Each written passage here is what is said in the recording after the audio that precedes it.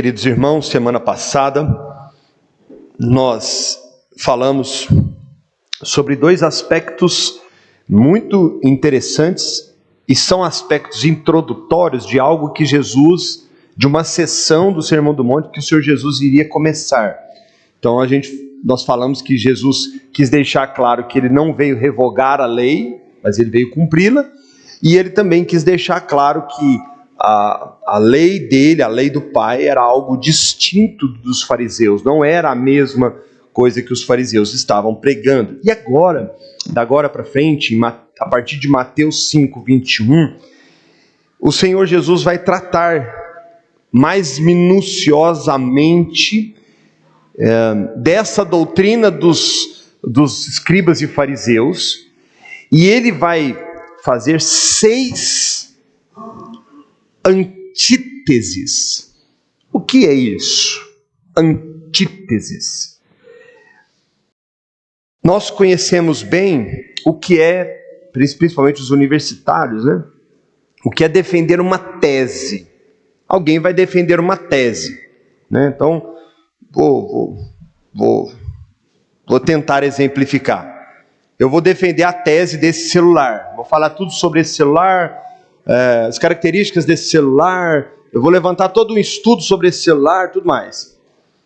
Aí o pastor Lucas chega e apresenta uma antítese, mostrando que nem tudo que eu disse é verdade, me contrapondo em alguns pontos do que eu disse descaracterizou o que de fato é esse celular.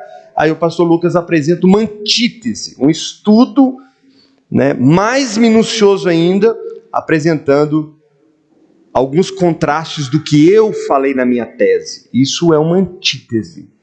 Então, quando o Senhor Jesus ele vai apresentar agora 6 antíteses em relação a quem?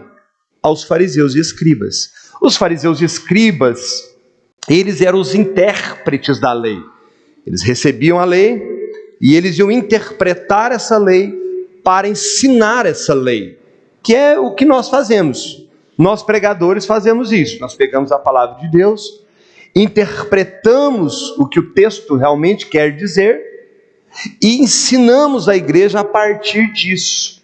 Então observe, irmãos, que é muito importante. Isso até foi falado na conferência Old School. Eu posso dizer que a Bíblia é a palavra de Deus, mas se eu distorcer o texto bíblico, eu invalido ele. Entenderam, irmãos? Eu posso até usar a Bíblia. E eu vou dar uma notícia aqui chocante. Todo falso profeta usa a Bíblia. Todo falso profeta usa a Bíblia. Mas ele distorce a Bíblia, talvez porque ele quer fazer, ou às vezes ele acha que está certo. Não é? Nem todos é de má fé, ok? Não é porque é falso que é de má fé. Mas enfim, os fariseus, os escribas, eles eram esses homens. Eles eram os detentores dos oráculos de Deus, das revelações, das leis. Eles entendiam as línguas no original, eles sabiam ler e interpretar. Eles sabiam, irmãos, uma criança de 12 anos de idade já era capaz de recitar boa parte ou quase toda a Torá. Os judeus, eles tinham essa técnica de ensinar para as crianças, já na mais tenra idade, as leis de Deus. E os fariseus eram essas pessoas que na sinagoga, que no templo, eles é que ensinavam. Então, o que aconteceu? Isso é muito importante, irmãos, que eu vou dizer. Muitos estudiosos afirmam que a lei de Deus, em todas as suas nuances, que eu falei na aula passada, a lei moral, a lei civil e a lei cerimonial, eram 613 leis. Os fariseus e os escribas não ficaram satisfeitos, para eles estava pouco. Então a Bíblia dizia assim, a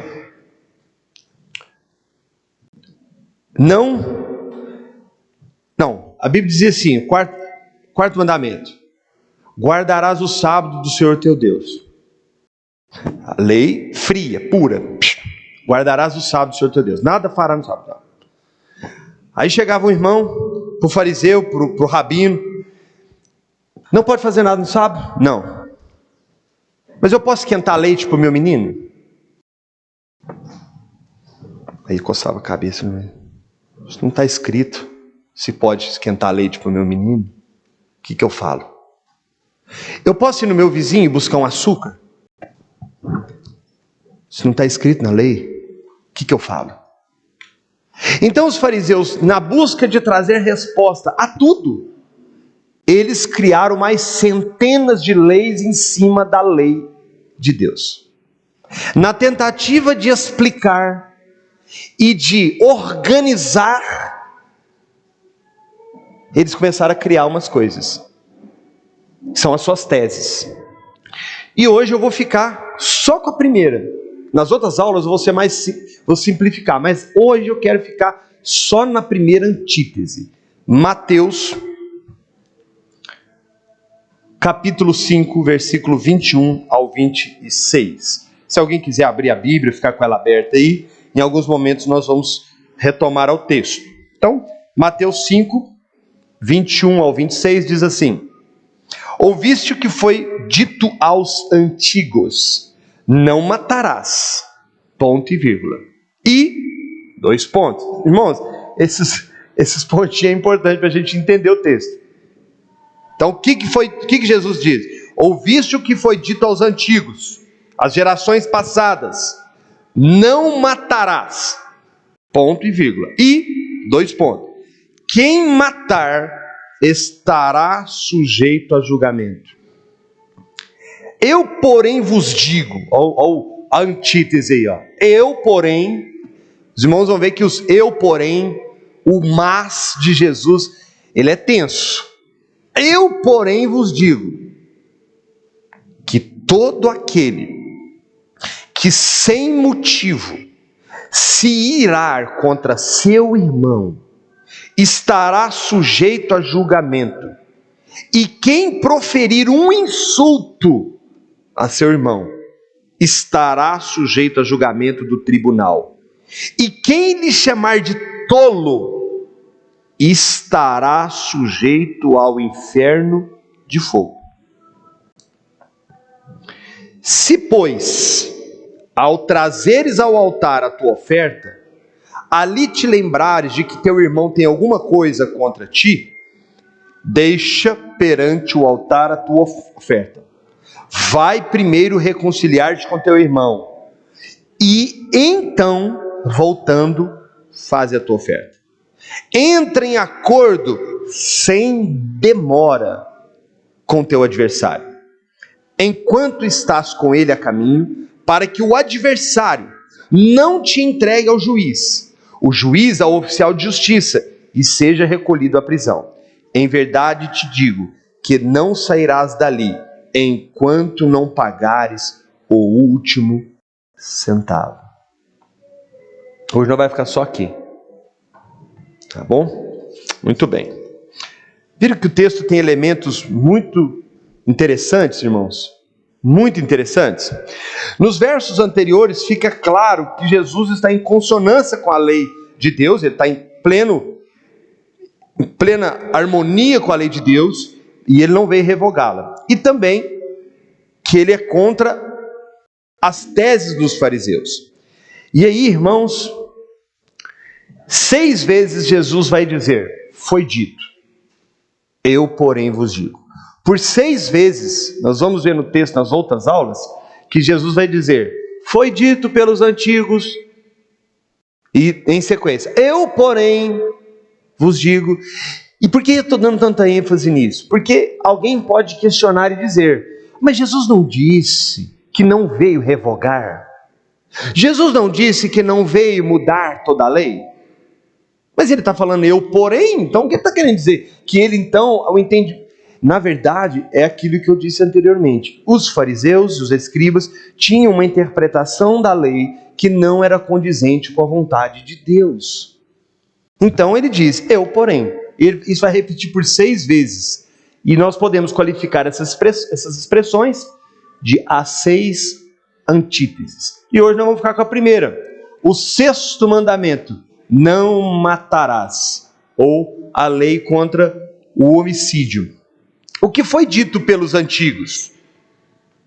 Versículo 21. Ouvistes o que foi dito aos antigos: não matarás, e quem matar estará sujeito a julgamento. Jesus queria dizer que os homens do passado, ou seja, os expositores da lei, os rabinos, os escribas, os fariseus, apresentaram uma interpretação a qual está em desacordo com a essência da lei. Ela é perigosa e ela é incompleta, ainda que os escribas e fariseus do seu tempo estivessem de acordo com ela. Intérpretes antigos, não sei se vocês estão conseguindo, mas não tem como fazer maior do que isso. Os intérpretes antigos, pois, ao citarem o texto do sexto mandamento, lá dos 10 mandamentos, tinham dito: não matarás. Está escrito lá, não matarás, certo? Todo mundo conhece, não conhece? O que há de errado nisso? Foi o próprio Deus que disse. Está lá em Êxodo, 20, versos 13, se você quiser conferir aí. E em Deuteronômio 5,17 repete: não matarás. Lá nos 10 mandamentos, o sexto é esse: não matarás, só isso, não matarás. E eles acrescentaram, os fariseus acrescentaram: qualquer que matar merece ser castigado com a morte. Eles acrescentaram. Então toda vez que um fariseu ele ia falar dos 10 mandamentos e chegava no sexto, ele não dizia somente não matarás. Ele acrescentava, ele falava: não matarás, porque quem matar estará sujeito a julgamento, é réu de morte. Nanã. O que há de errado nisso? Esse adicionamento que eles fizeram? Nada. Por quê? Porque em Gênesis 9, verso 6, está escrito assim: se alguém derramar o sangue do homem, pelo homem se derramará o seu, porque Deus fez o homem segundo a sua imagem. Gênesis não tinha sido revelada a lei ainda. A lei foi revelada em Êxodo, bem depois. Mas os fariseus não eram os intérpretes. Então eles olharam para esse texto e disseram: não matarás. Mas e se matar? Mas e se matar? Aí eles acrescentaram: se matar. Lá em Gênesis 9 não fala que se matar tem que ser morto também? Então vamos acrescentar. Se eu não pôr uma ameaça no mandamento, as pessoas vão continuar matando. Se eu não acrescentar uma condição, as pessoas não vão honrar esse mandamento. Porque o mandamento só está escrito, Rosângela, não matarás. E se eu falar só não matarás, pode ser que a pessoa mate. Os irmãos entenderam? A questão é: está errado que se alguém matar está sujeito a julgamento? Não. Mas será que quando Deus disse nos 10 mandamentos, não matarás, será que Deus estava preocupado somente com a pessoa não matar? Será que essa era a única preocupação de Deus? Era não matar. A lei é só isso. Deus só quer que você não mate. Será que era só isso que estava por trás? Porque quando os fariseus acrescentam: não matarás, porque quem matar estará sujeito a julgamento, eles estavam preocupados, e às vezes até legitimamente, em colocar um certo temor, colocar uma consequência para alguém que matasse. Está tudo certo. Mas será que Deus só queria dizer isso? Que não podia matar? Aparentemente não há nenhuma falha nessa interpretação dos antigos quanto ao sexto mandamento. Porém, o que estava errado, prestem atenção, irmãos, porque isso tem tudo a ver conosco. Porém, o que estava errado era não o que disseram, mas o que deixaram de dizer. Era isso que estava errado. Porque vejam só, irmãos, eu posso não matar uma pessoa, porque eu não quero ser punido, porque eu não quero ir para a cadeia, porque eu não quero ter que passar por esse constrangimento. Eu posso até não querer, mas no meu coração, se eu desejar, eu já pequei. E Jesus vai mais longe. Jesus vai muito longe. Veja só, tanto que nos aperta, irmãos. Eu, porém, vos digo que aquele que sem motivo se irá contra o seu irmão. Irmão, aqui não está falando de morte, não. Está falando de ira. Ó, aqui, ó. Se ele só irá contra o seu irmão, estará sujeito a julgamento. E quem proferir um insulto ao seu irmão, estará sujeito ao julgamento do tribunal. E lhe chamar de tolo, estará sujeito ao inferno de fogo. O que o Senhor está dizendo, irmãos, deixa eu me localizar. O que o Senhor Jesus está dizendo é: o início do ato externo, ou seja, de matar, do homicídio, é a ira pecaminosa, é o ódio. Então o Senhor Jesus, ele não queria simplesmente dizer que o que não importa é não matar, mas tem que amar. Tem que cuidar desse coração seu aí, ó, que às vezes não esgana o irmão, a irmã, o filho, a sogra, porque não pode, porque tem medo de ir para a cadeia. E isso, meus irmãos, está ligado à nossa natureza pecaminosa. O que Jesus está indo é lá no cerne da questão. O que Jesus está dizendo, o eu porém vos digo, é que o pecado é mais profundo, que o ato de matar é simplesmente uma consequência de algo que começou lá dentro, no interior. Às vezes, queridos, não falamos, às vezes sequer proferimos, mas por qualquer coisa, um homem deixa de conversar com a sua esposa, uma esposa deixa de conversar com o seu marido. Por qualquer coisa ofendemos os nossos filhos, ou os nossos filhos ofendem os pais, sem pensar duas vezes. Porque a questão não é a questão exterior, a questão é o que está dentro. São as intenções do coração.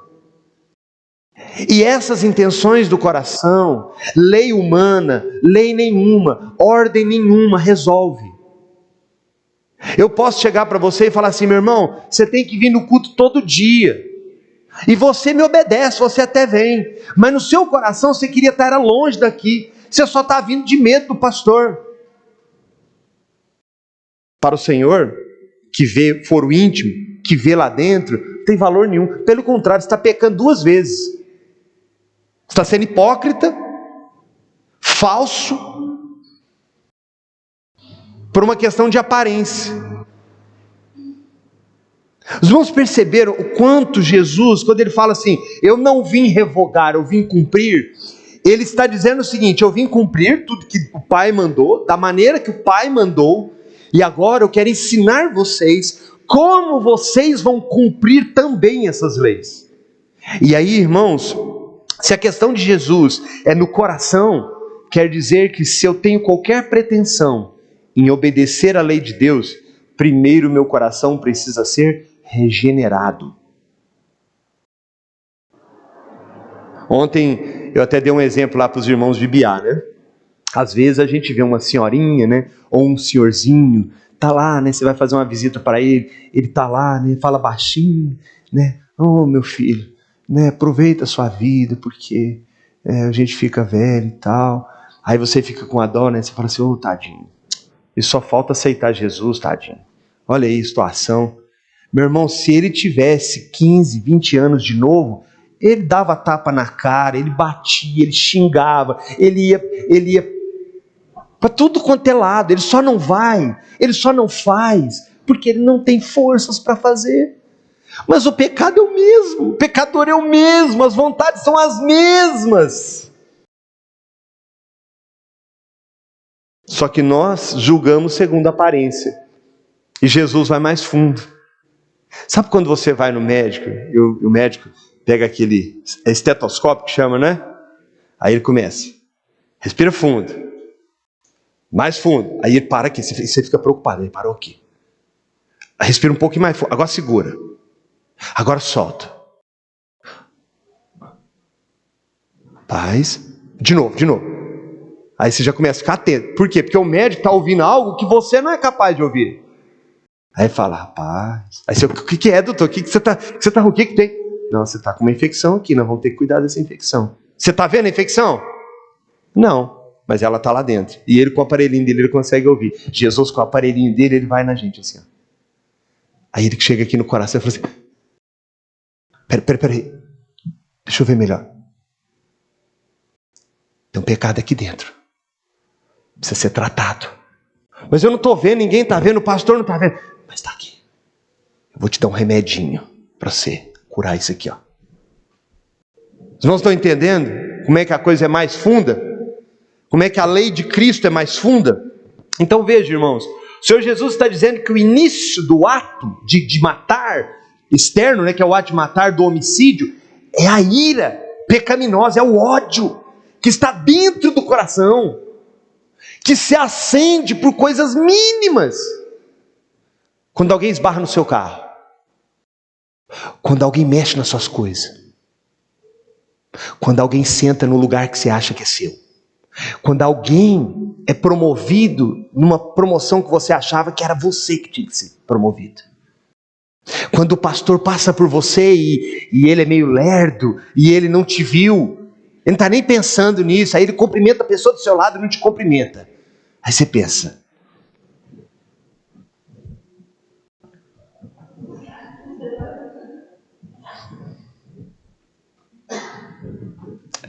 irmãos, de onde procedem as guerras e contendas que há entre vós?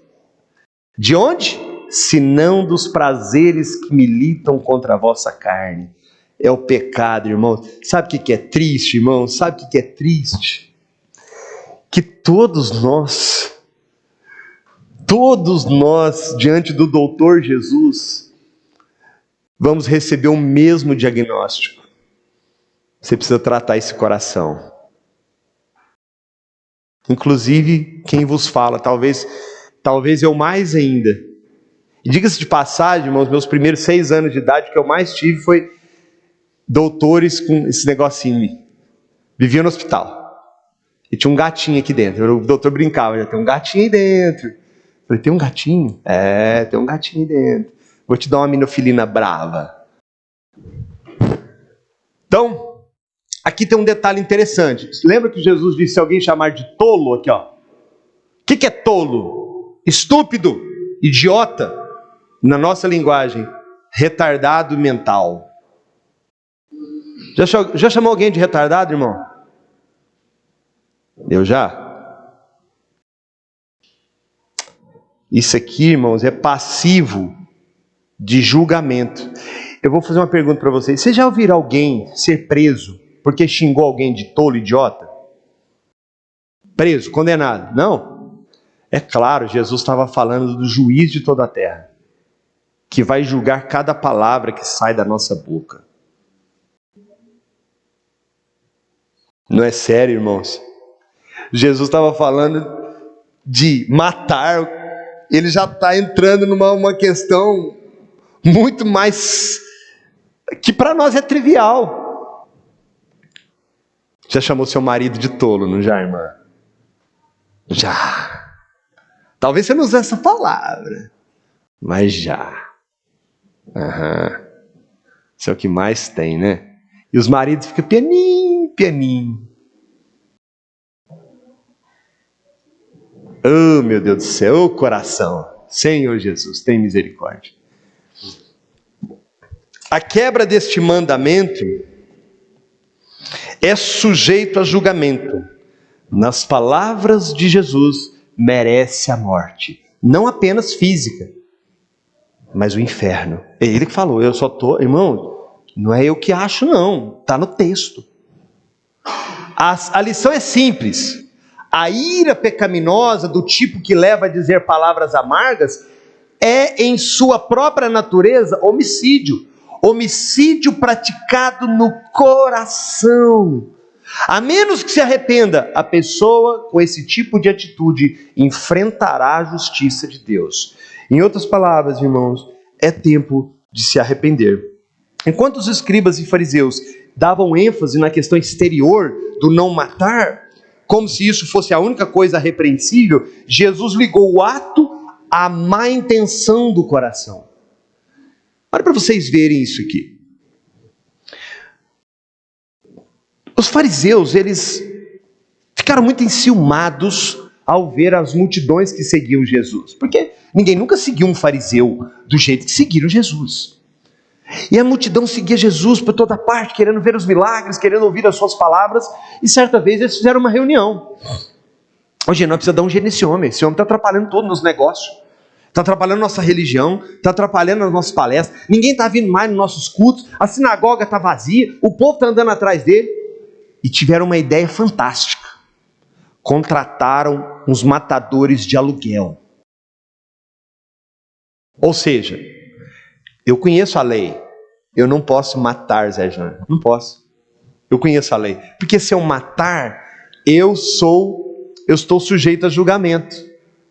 Eu prego que não pode matar, porque senão estará sujeito a julgamento. Então o que eu vou fazer? Eu vou contratar alguém para fazer o trabalho por mim.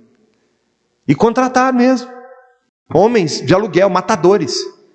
Esses homens foram lá, até lá, acharam, era fácil de achar, né? Tinha uma multidão, Jesus estava lá. Entraram na multidão.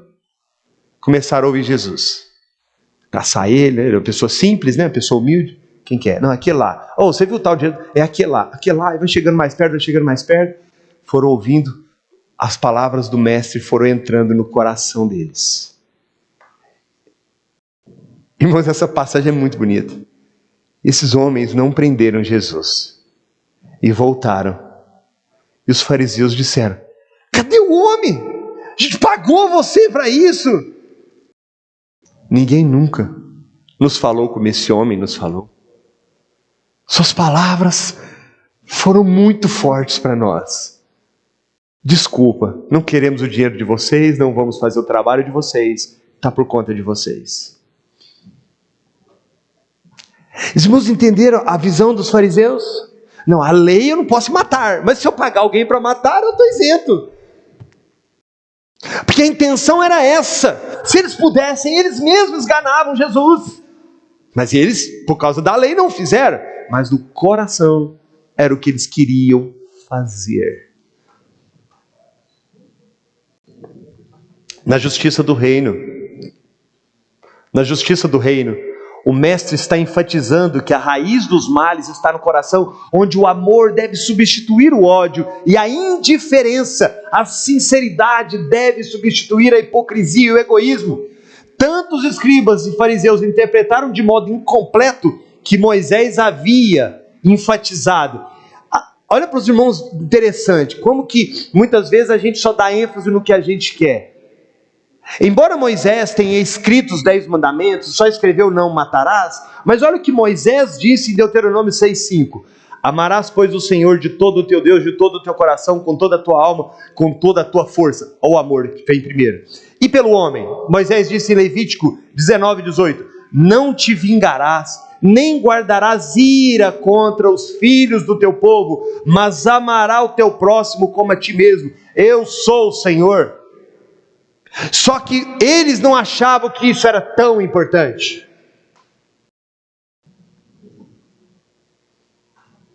Quando um líder religioso quer prender e sufocar as pessoas, ele usa ameaças, ele distorce.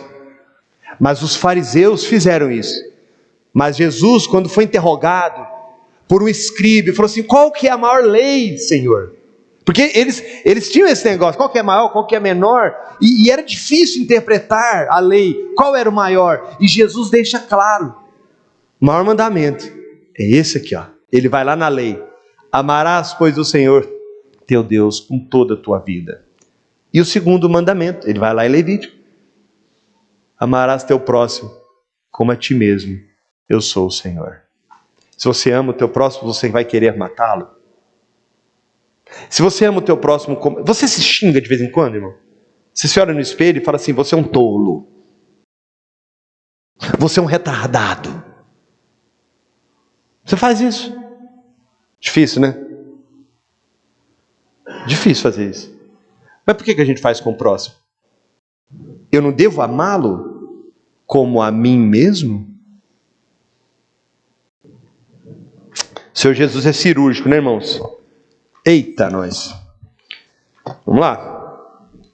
A primeira narrativa de uma rixa doméstica na história é a de Caim e Abel. Escrevi errado aqui. Apontara de uma maneira muito impressionante o mal da ira proveniente do zelo como sendo a raiz do homicídio. Gênesis 4, 1 ao 16. Primeiro momento. O Caim oferece algo ao Senhor e o Abel também oferece algo ao Senhor. Só que Deus não aceitou de Caim. Caim ficou irado. E o Senhor, é interessante que ele ainda dá uma oportunidade. Caim, você está arrumando, Caim. Olha para o teu irmão. Se você não fizer o bem, não será aceito. O teu pecado jaz à porta. Qual que era o pecado de Caim? A ira, a fúria, a inveja, a soberba, a vaidade. O Senhor diz assim: o teu pecado jaz à porta, compete a ti dominá-lo. Domine esse coração, refreie essa ira. Deus estava dizendo assim: Caim, se você continuar assim, você vai dar ruim. E foi Caim ouviu mais a voz do coração do que a voz do Senhor, irmãos. Os irmãos já perceberam quando a gente está muito irado, você não escuta nada, você fica surdo. As pessoas tentam te aconselhar, as pessoas tentam conversar, e você endurece o coração, você fica firme, e você traça um plano, e isso não vai ficar assim, a vez dele vai chegar, o dia dele vai chegar, e olha, Deus vai me honrar, Deus vai, nossa.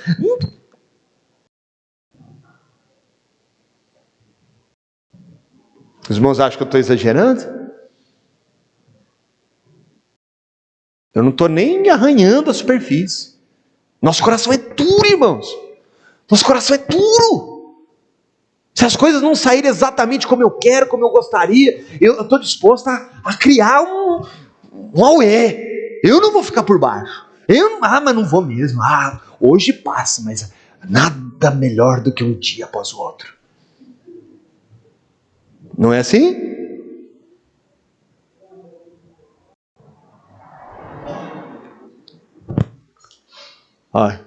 Perguntas. Olha os líderes aí, as perguntas vão ser essas.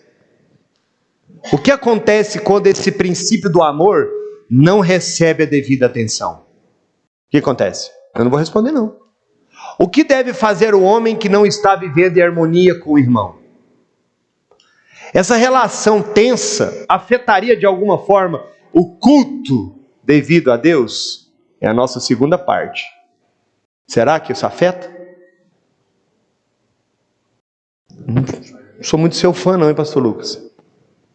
Não sou muito seu fã não. Mas assim, não vamos misturar as coisas. Lá na igreja.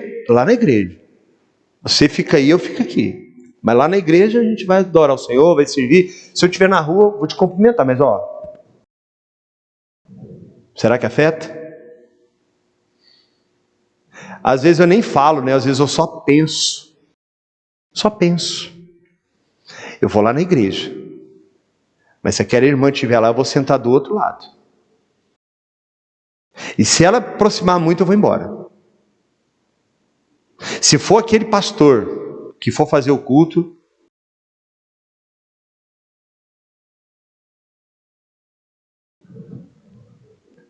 e quarto, ou estamos tratando aqui de duas exigências distintas. Vejam, irmãos, que curioso, né? Que interessante.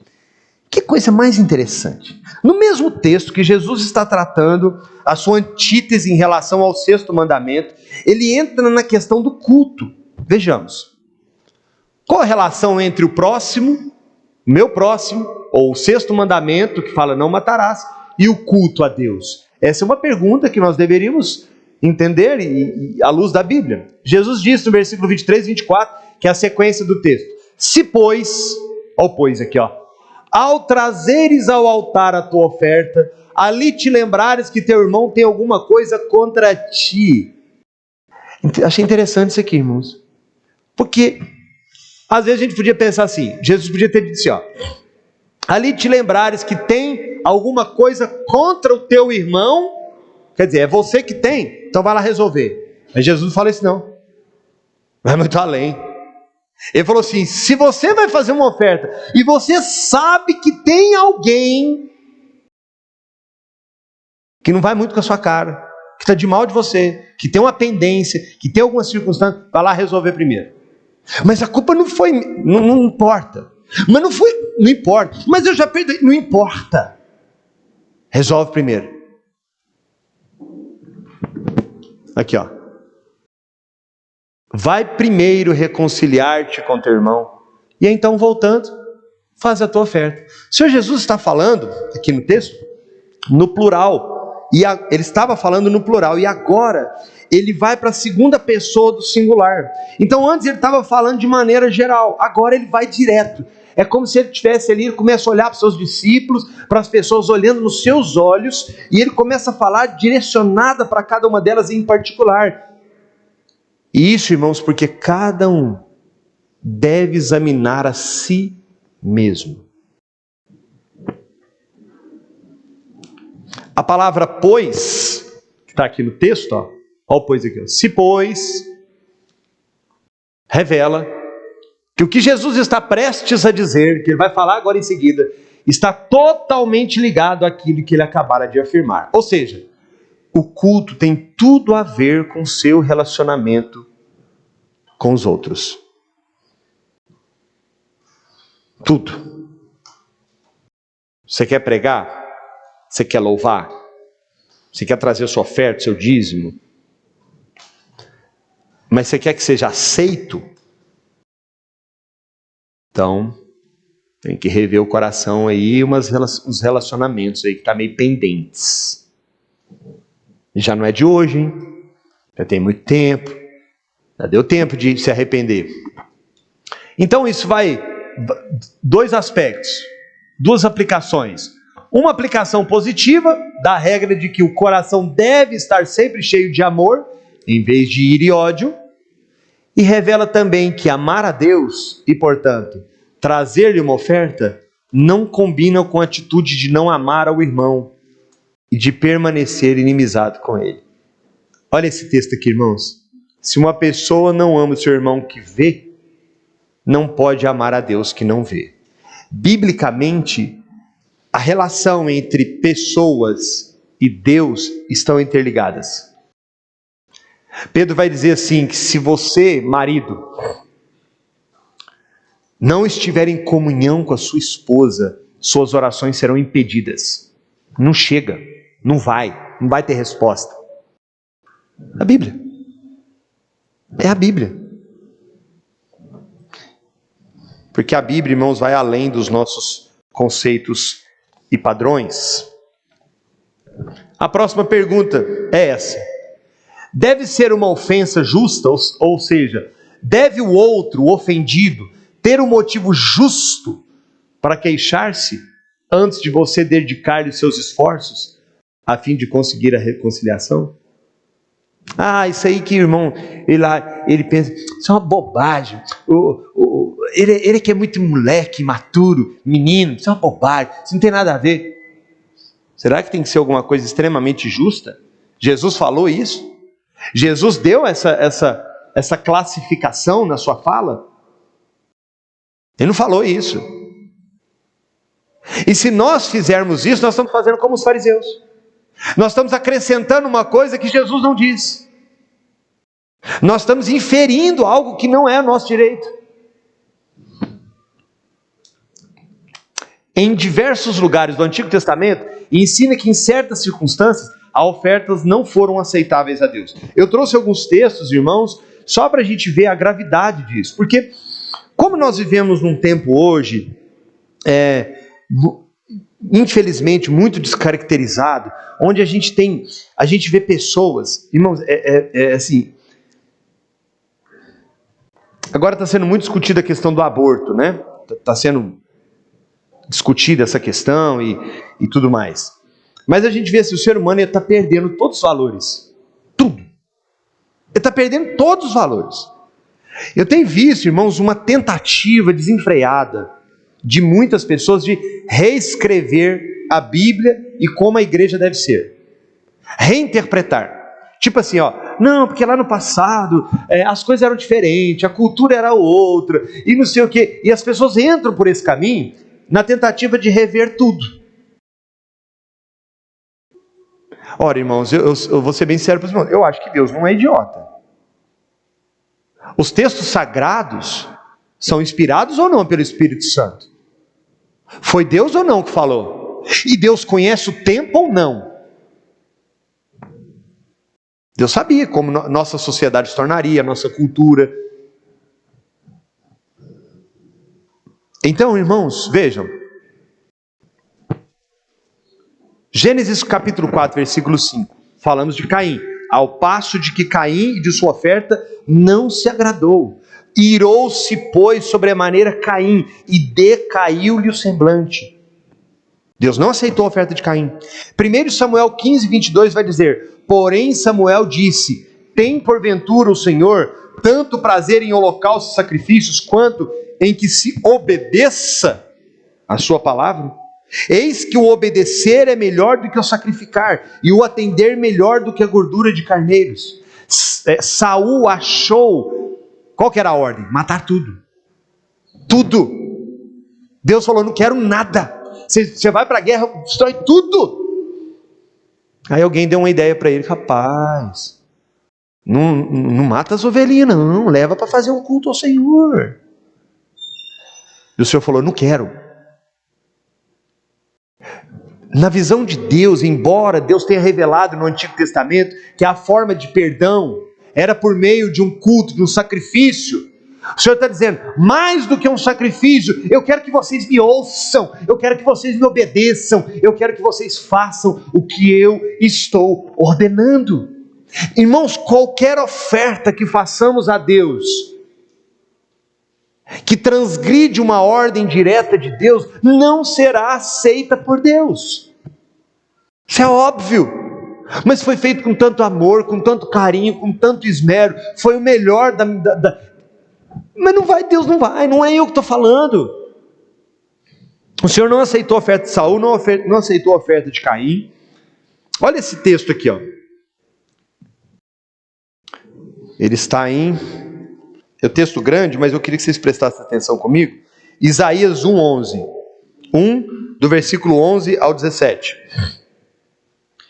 De que me serve a mim a multidão dos vossos sacrifícios? Olha a pergunta de Deus, irmãos. Imagina se Deus chegasse para nós aqui, em voz audível, ou usasse o seu profeta e dissesse aqui, agora: do que me adianta o culto que vocês fazem a mim? Do que me adianta o louvor que vocês dão a mim? Do que adianta as orações que vocês fazem a mim? Já pensou, irmão, como que nós ia ficar? Não seria triste? Foi o que Deus fez com Israel. De que me serve? Olha a palavra que Deus usa. Do que me serve a multidão dos sacrifícios de vocês? Diz o Senhor: eu estou farto dos holocaustos e carneiros e da gordura de animais cevados, e não me agrado do sangue de novilhos, nem de cordeiros, nem de bodes. Eu estou farto. Eu não aguento mais. Não suporto mais o culto de vocês. Deus falando com Israel. Já pensou se Deus falasse isso conosco, irmãos? Quando vindes para comparecer perante mim, quem vos requereu só pisardes dos meus atos? O só pisardes. Quem requereu a vocês? Quem pediu para vocês virem aqui? Quem pediu para vocês virem aqui na minha casa? Olha o que o Senhor está falando, irmãos. Não continueis. Onde é que está? Não continueis a trazer ofertas vãs. O incenso é para mim uma abominação. E também as festas da lua nova, os sábados e a convocação das congregações. Eu não posso suportar a iniquidade associada ao ajuntamento solene. Mas não foi Deus que revelou para fazer festa. Não foi Deus que falou para guardar o sábado. Foi. Mas Deus não estava querendo não. Está gostando não. Por que será? Olha lá. As vossas festas de lua nova e as vossas solenidades, a minha alma os aborrece, já me são pesados, estou cansado de as sofrer. Pelo que quando estendeis as mãos, escondo de vós os olhos. Sim, quando multiplicais as vossas orações, eu não ouço, porque as vossas mãos estão cheias de sangue. Deus está falando assim: quando vocês vêm a mim, eu fecho os olhos, eu tampo os ouvidos, eu não quero, está me dando náuseas. Agora o que Deus fala? Lavai-vos, purificai-vos, tirai o que, irmãos? A maldade dos vossos atos diante dos meus olhos. Cessai de fazer o mal. Aprendei a fazer o bem, atendei a justiça, repreendei ao opressor, defendei o direito do órfão, pleiteai a causa das viúvas. É muito simples entender isso. Por que Deus não estava aceitando? Eles até faziam culto, eles obedeciam às leis, mas o coração era mau, eles não atendiam à justiça de Deus, eles não repreendiam os opressores, os que faziam mal para os menos favorecidos, eles não defendiam o direito dos órfãos, estava nem para os órfãos, estava nem para as viúvas, estava nem para os necessitados. O Senhor está dizendo: não adianta vocês quererem vir a mim, se vocês não amam, se vocês não cuidam, se vocês não zelam. Os irmãos entenderam? Deus não está nem aí para estruturas eclesiásticas, Deus não está nem aí para teólogos, Deus não está nem aí, irmãos, para grandes coisas que para nós são tão importantes. Não está nem aí, pelo contrário, está náuseas. A menos que nos lavemos, nos purifiquemos e fazemos cessar todo o mal que há no nosso coração.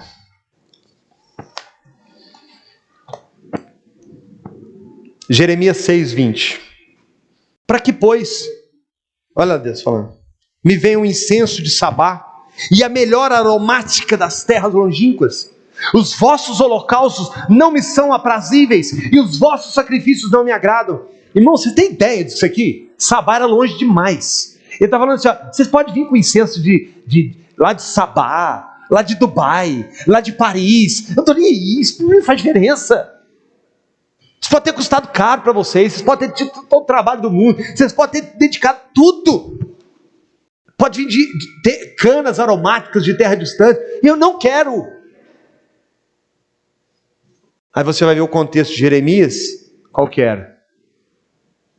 Coração duro, rebeldia. O profeta Jeremias chorava dia e noite: arrependam-se dos vossos maus caminhos, voltem a guardar a lei do Senhor, voltem a amar o Senhor, voltem a amar o próximo, voltem para a presença do Senhor. E Israel?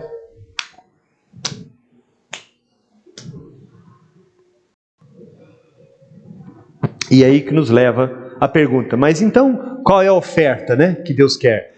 A que deriva do valor do coração do doador. Aí eu trouxe aqui, Marcos 12 vai falar da viúva pobre. Gente, essa viúva pobre, pensa numa missionária poderosa, cheia do Espírito Santo, que fala até hoje. Ela só tinha 2 moedas. E Jesus fala assim, e chamando os seus discípulos disse: em verdade vos digo que esta viúva pobre depositou no gasofilácio mais do que fizera todos os ofertantes, porque todos eles ofereceram do que lhe sobrava. Ela, porém, da sua pobreza, deu tudo quanto possuía, todo o seu sustento. Os fariseus, os escribas, as pessoas davam quantias altas. Ia lá no gasofilácio, quantias altas. E Jesus fala: essa mulher, essas 2 moedinhas, que para vocês não é nada, depositou mais do que todos eles. Porque é o coração. É o coração. Você está dando a sobra? Você está cultivando maldades no coração, que você não abre mão, dando ofertas curtas. E Deus está falando: eu não quero. Eu não quero.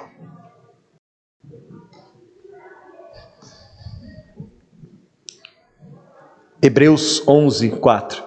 Pela fé Abel Olha aqui, ó. Ofereceu a Deus excelente sacrifício, mais excelente do que Caim. Pela fé. Pela fé, meu irmão.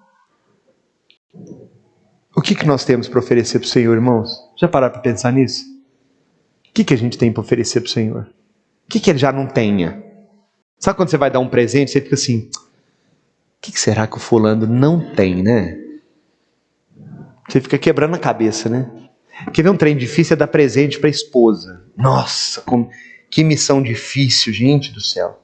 As mulheres fariam tão bem se elas fizessem uma lista para a gente do que elas gostariam de ganhar.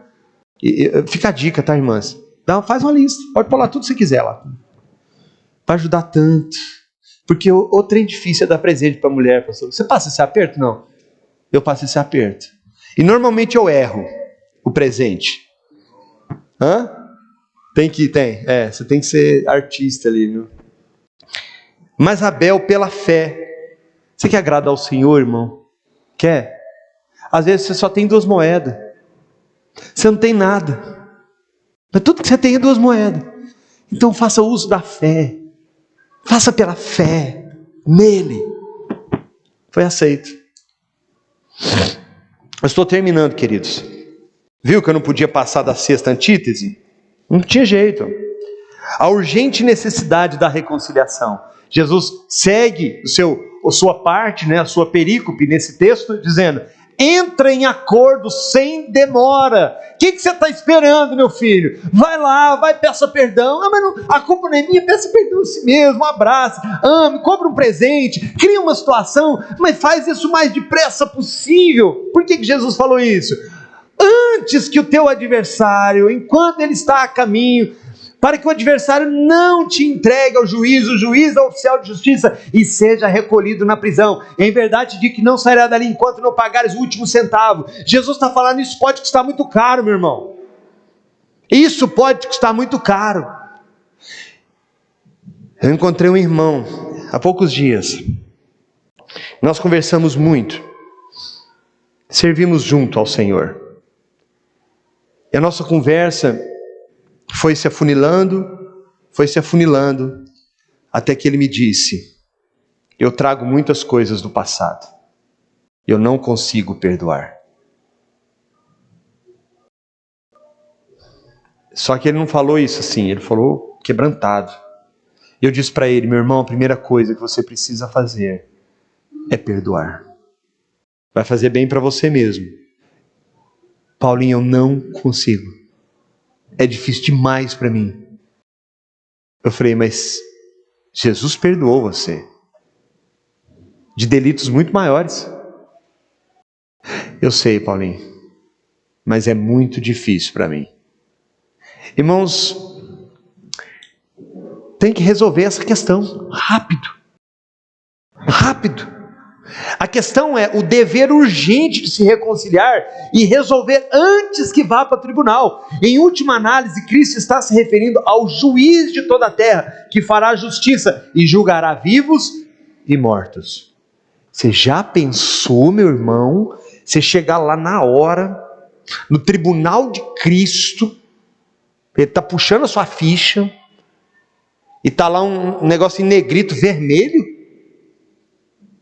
e não dá mais tempo de resolver o negócio. Eita!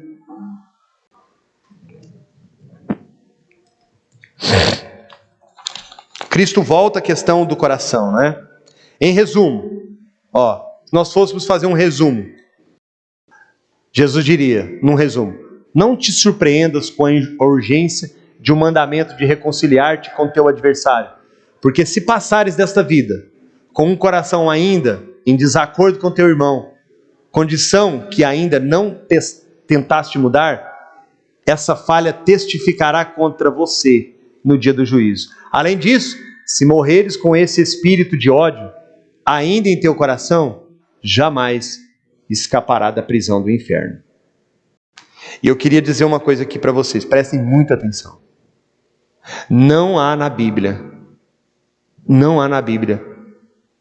a definição de para quem é o perdão. Logo, só tem uma interpretação válida: é qualquer ofensa é qualquer pessoa, de qualquer lugar, de qualquer situação. É seu pai, é sua mãe, é seu irmão, é o filho, é a tia, é o avô, é a bisavó, é o patrão, é o colega de trabalho. Última pergunta, líderes. O peso repousa tão somente sobre mim e de forma alguma sobre a pessoa que se fez meu adversário? Quer dizer, só eu que tenho que preocupar com isso? Ou a gente podia mudar a pergunta. Admitindo que eu seja o infrator, pelo menos é assim que me vê o meu adversário? Não é o dever dele perdoar? Dever não é dele? E aí eu vou terminar, irmãos, aqui mais um slide. Vou terminar dizendo, Mateus 6,12.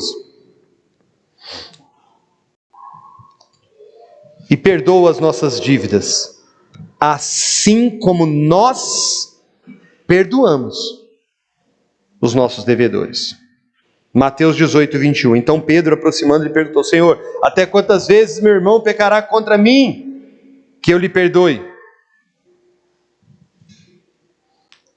Até 7 vezes? A resposta de Jesus vou deixar para vocês aí. Está claro nessas passagens que quando já fiz tudo quanto estava ao meu alcance para chegar à reconciliação, e o adversário ainda se recusa a ser justo ou me perdoar, a culpa agora repousará sobre ele. Eu já fiz tudo que eu podia. Eu já perdoei no meu coração. Eu já pedi perdão. Eu já fiz de tudo. Agora sim. Agora a responsabilidade repousará sobre o ofensor. Porque eu não tenho como convencer ele a me perdoar. Não tem como entrar no coração dele e falar: você tem que me amar. Não tem. Aí sim, mas eu já fiz tudo. Conclusão, irmãos. Fechamento da minha aula em cima, no prego. O 6º mandamento não é algo que diz respeito somente a não matar ou fazer mal a alguém, mas envolve o coração envolve o coração que deve estar cheio de amor e perdão, como ensinado no início do Sermão do Monte. Olha lá o início. Nós vamos sempre voltar ao início, a sabedoria de Jesus. Qual que era o início? Bem-aventurados os mansos, bem-aventurados os humildes de coração, bem-aventurados os misericordiosos, porque alcançarão misericórdia. Bem-aventurados os pacificadores, não os criadores de caso, os pacificadores. Bem-aventurados os limpos de coração.